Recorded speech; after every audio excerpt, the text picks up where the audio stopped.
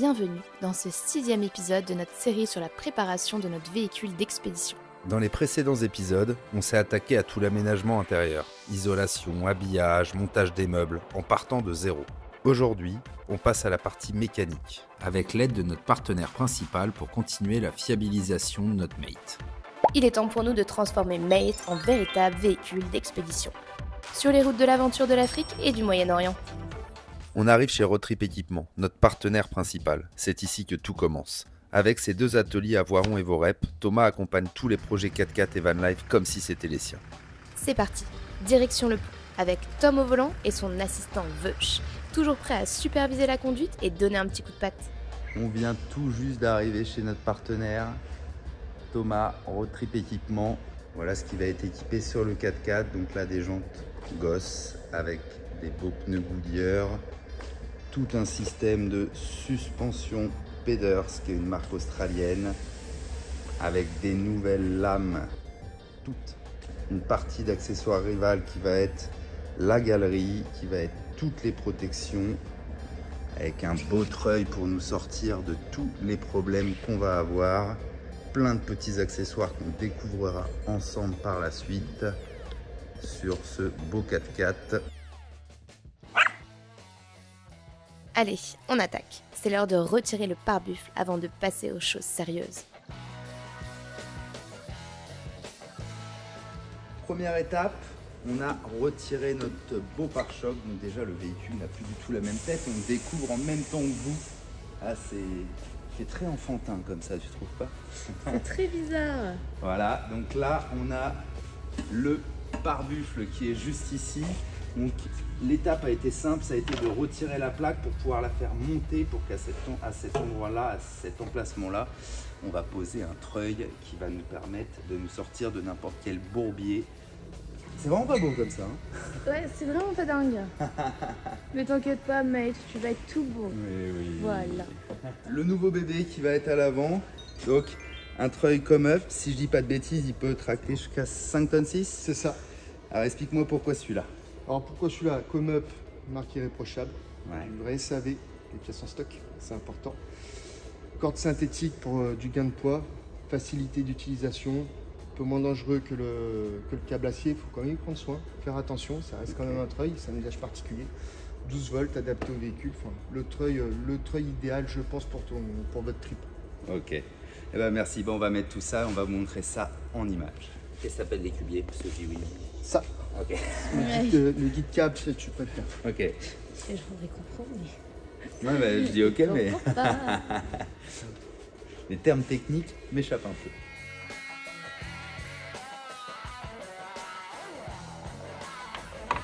J'ai jamais fait gaffe qu'un treuil c'était aussi gros. Je pense qu'on n'a jamais vu d'aussi gros. Celui-là est gros, après il y a... Encore plus gros. Parce qu'il y a de plus gros, mais c'est déjà une belle bête. J'ai une belle bête. Hein. On lui remet la mâchoire juste pour voir si tout rentre comme prévu. Le moteur du treuil passe pas. Heureusement qu'on est avec un pro. Moi perso, j'aurais déjà sorti la disqueuse. T'as pas hâte de t'en servir? Si. J'ai hâte de m'en servir, j'ai hâte de sortir quelqu'un d'un bourbier. Ou moi-même. Mais ça peut être une idée aussi. T'en penses quoi, Luche? Ok, Veuch a examiné le problème et il a trouvé la solution. Il est en train de donner toutes ses consignes à Tom. Je crois que tu dois la mettre comme ça et tu le guides un petit peu. Ok. Je te laisse jamais emporter. Ok, je suis toujours à 1 mètre, je pars jamais avec le... Tom nous explique comment enrouler proprement le treuil, histoire de ne pas le casser au bout de 2 jours.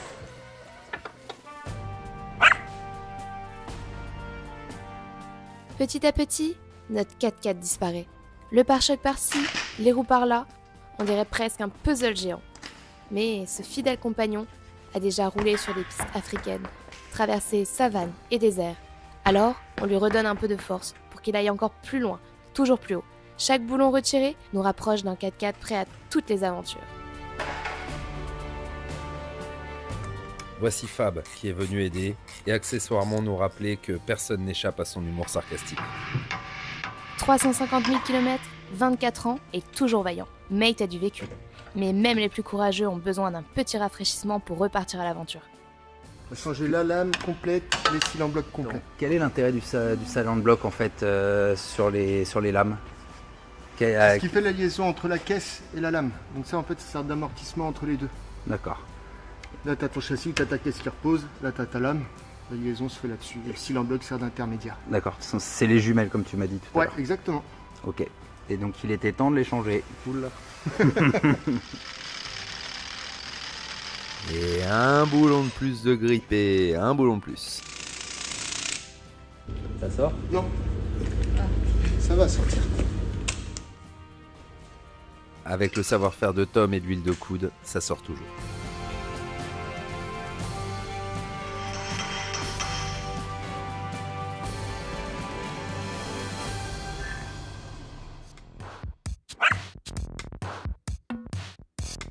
Donc ça y est, les anciennes lames sont retirées. Donc celles-ci étaient les lames qui étaient sur le véhicule avant, qui étaient donc des 12 lames et qui étaient adaptées pour 700 kg de charge, ce qui n'est pas tout le temps le cas dans le véhicule avec la différence du carburant et tout ce qui s'ensuit. Donc là on a les nouvelles lames que Road Trip Équipement nous installe, qui sont des lames paraboliques. Comme on peut voir au niveau des silent blocks, ceux-là sont des silent blocks en caoutchouc. Ils sont totalement abîmés, il était temps de les changer. Et là, on a des nouveaux silent blocks en polyuréthane. Pourquoi, Thomas, ce choix de lame? Alors ça, c'est des lames paraboliques. Donc en fait, en termes de résistance au poids, on est sur quelque chose de quasi similaire. Par contre, on est sur une lame qui est beaucoup plus légère, beaucoup plus flexible, qui travaille mieux, qui permettra au véhicule de mieux motricer, meilleur en tout terrain, d'être meilleur en tout. C'est vraiment une technologie qui améliore le confort, la tenue en tout terrain, le poids du véhicule, ce qui est une chose hyper importante. Ça, c'est sûr. Donc voilà, après, c'est une lame de la marque Peders. Une marque australienne. Marque australienne. Donc ce qu'on peut voir en termes de différence, c'est qu'il y a moins de lames. Et en fait, sur les lames, ce qu'on appelle parabolique, ça fait une espèce de cône là, ici. Et en fait, la lame, plus il va y avoir de poids, plus la charge va se répartir entre les lames. D'accord. Ce qui fait qu'on n'a pas besoin d'avoir des paquets comme ça, très durs, très rigides. Ouais. Ça suffit amplement. Entre les matériaux plus la forme de la lame, on a quelque chose qui est optimal. Donc là, on a les patins entre les lames qui permettent d'éviter les frictions et qui évitent le bruit au moment où on va passer des trous, des bourbiers ou tout ce qui va forcer sur les lames. Et sur nos anciennes lames, les anciens propriétaires n'avaient plus ces patins. Donc, méthode mauritanienne, ils se sont arrêtés en Mauritanie, ils ont dit ça fait trop de bruit et le mécano a découpé un seau et leur a mis des morceaux de seau pour faire moins de bruit. Voilà, ça vient de Mauritanie.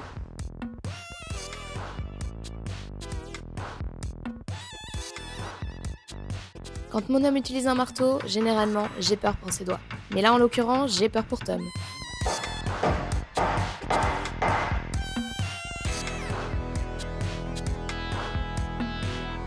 C'est agréable après tout le temps passé à tout démonter. Remettre les nouveaux éléments en place va beaucoup plus vite qu'on l'imaginait. Vas-y. Bon, ça c'est du système D. Hein. Ouais, mais on va pour ça. tenir. Ça c'est du système mauritanien. Ouais. Parce que tu as du gaz en pression dedans. Ok. Voilà. Le gaz ça chauffe. Donc en fait quand tu as des fréquences de vibration élevées, Ouais. l'amortisseur va vite monter en température. Ce qui fait qu'après tu vas te retrouver avec un effet pompe à vélo, il va plus faire son travail d'amortisseur.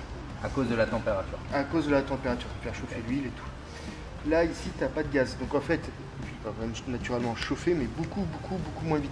C'est vrai que tu as un amortisseur qui est beaucoup plus endurant. Et s'il n'y a pas de gaz dedans, qu'est-ce qu'il y a dans cela? C'est une mousse microcellulaire qui est dedans à la place du gaz. Donc comparé aux anciens qui sont là, le corps de l'amortisseur est bien plus large et ces amortisseurs vont permettre de pouvoir accepter les températures élevées et surtout les grandes distances qu'on va réaliser en Afrique.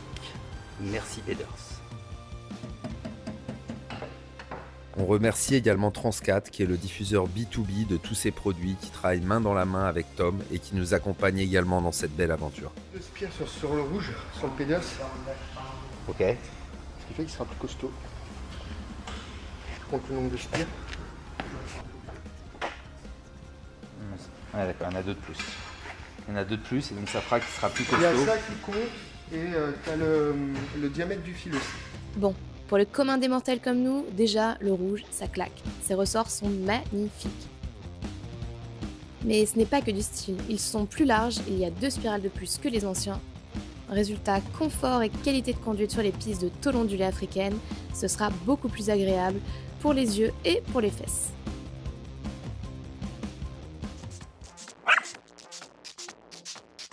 Tu nous as conseillé de partir sur ces jantes Goss. Est-ce que tu peux me dire pourquoi, par rapport à ce quand tu as vu le 4x4 la première fois, tu m'as dit que j'avais des jantes de char d'assaut. Savoir qu'on a les jantes d'origine, non, de tracteur, pardon. Non, c'est pas des jantes d'origine. Il y a les jantes performance qui à la base ce sont des très bonnes jantes. C'est des jantes australiennes. Si je dis pas de bêtises, à la base c'était des jantes qui étaient faites pour de la remorque là-bas. Ok. Donc doit y apporter, c'est un super produit. C'est vraiment, c'est des produits glissants que tu ne trouves plus ici, que tu ne trouves plus nulle part quasiment. Ok. Demain tu abîmes une jante ou quoi, tu fais comment? Voilà. Là, la triangulaire de chez Goss, c'est un classique. Ouais. C'est partout. S'il faut t'en envoyer, on peut. C'est vraiment, c'est un produit facile.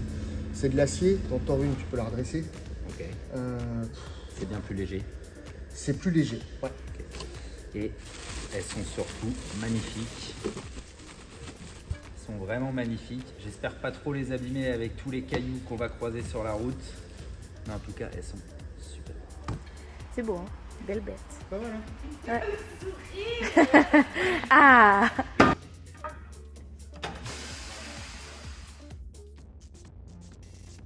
On tient à signaler la gentillesse de Tom qui fait tout en 2 secondes et vous verrez juste après qu'il est vraiment patient. Ce n'est pas aussi simple que ça en a l'air et nous on avance à la vitesse d'un escargot.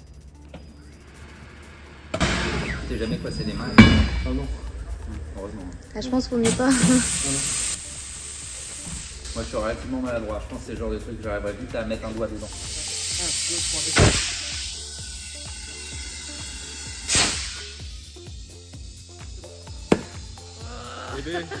Ça c'est de la machine. Ça. Et qu'est-ce qui fait cette explosion derrière? C'est les pneus qui se mettent en place. Allez, montre-nous comme t'es costaud. Oh la vache. Allez. Hop, Même chose de l'autre côté. même punition. Ça va, j'aime bien, moi j'aime bien. Tu m'as toujours dit que t'aimais bien l'art plastique. Voilà, c'est de l'artistique comme d'hab. Voilà. Laisse ça même après.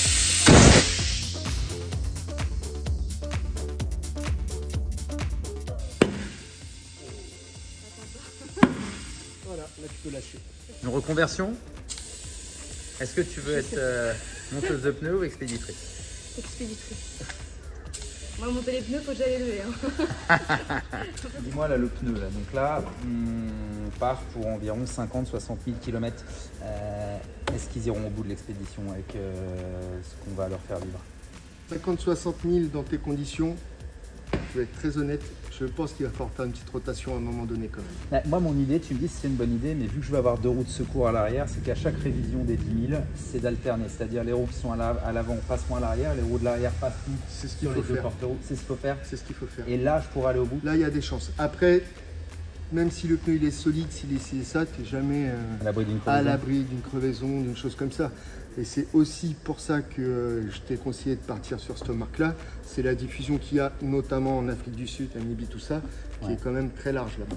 Ok. Donc C'est, ce modèle-là, je pourrais le retrouver un peu partout. tu pourras le retrouver un peu partout. Ok, très bien. Voilà. Et ben on se donne rendez-vous en Afrique du Sud, savoir si on doit changer des pneus. Et là, la machine, elle te dit tout en fait. Ouais, là tu vois, elle me dit de placer 90 grammes à midi. Tourne, hop, et là elle va me demander 65 grammes. Je dis pas tout, c'est quand même moi qui fais mes calculs savants.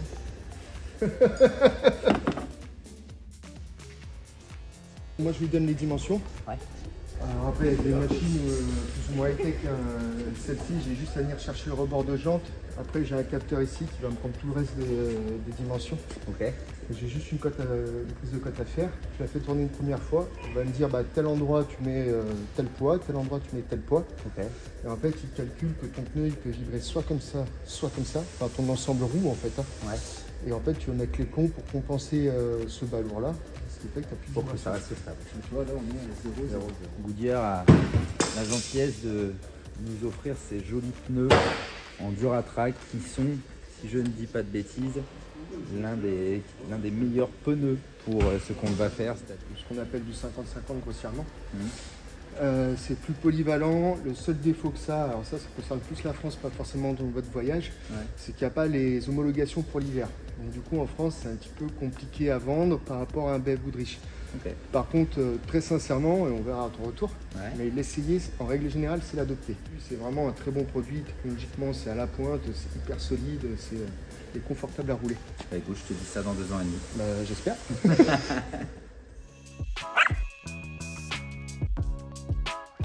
Il était temps de changer nos pneus. Si on regarde l'usure des pneus comparé aux nouveaux, les Goodyear qui sont impeccables, les Duratrac, avec la nouvelle jante en acier de chez Goss, beaucoup plus légère, qui remplace les jantes performance. Les nouvelles, donc celles-ci, c'est des 265, 75, toujours en 16 pouces. Il est où le cucu? Elle est où la tête? Pourquoi des élargisseurs de boîte? Eh ben, tout simplement pour élargir tes voies. Donc là, tu as des ça, élargisseurs... c'est une bonne réponse, ça. Eh ben, attends, c'est écrit dessus. Non, comme son indique, ça élargit la voie. Donc en gros, là, tu vois, tu as une épaisseur de 3 cm. Donc tu vas déporter ta roue de 3 cm. Ton véhicule, il est rehaussé.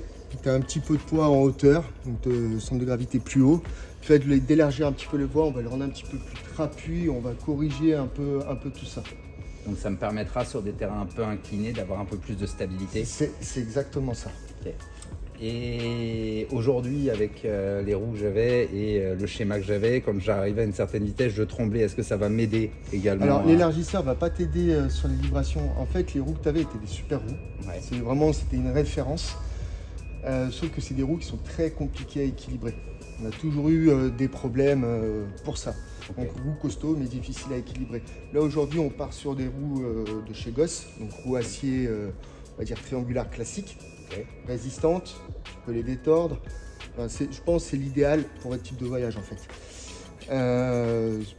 L'élargisseur ne fera rien à ta problème de vibration. Par contre tes roues bien équilibrées avec des bons pneus, normalement plus de soucis. Donc...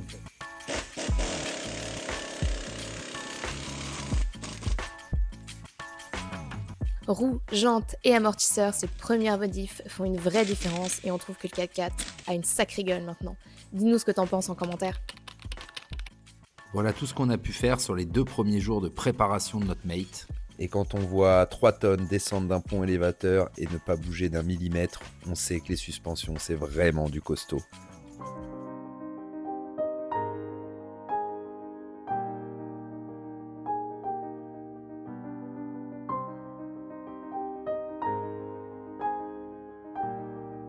Notre grand départ approche et dans moins d'1 mois, nous prendrons la route pour traverser l'Afrique et le Moyen-Orient.